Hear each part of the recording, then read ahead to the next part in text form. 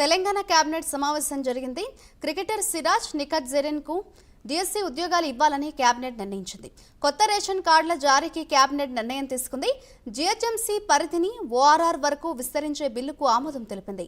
Young India skill యూనివర్సిటీకి cabinet ఆమోద ముద్ర వేసింది. ధరణి పోర్టల్ను భూమాతగా మారుస్తూ కేబినెట్ నిర్ణయం తీసుకుంది.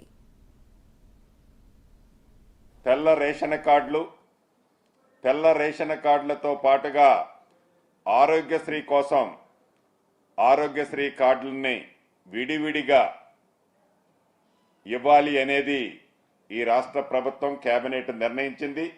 దీనికి సబ్ కమిటీలో 3 మంత్రులతో ఒక సబ్ కమిటీ ఏర్పాటు చేయటం జరిగింది. ఈనాడు ఇందిరమ్మ రాజ్యంలో క్రీడాకారులు ఏషా సింగ్ గారు, అదే రకంగా నిఖత్ జరీన్, మహమ్మద్ సిరాజ్కు హైదరాబాదులో ఒక్కొక్కరికి 600 చదరపు గజాల ఇంటి స్థలము కేటాయించేందుకు మంత్రివర్గం ఆమోదం తెలిపింది.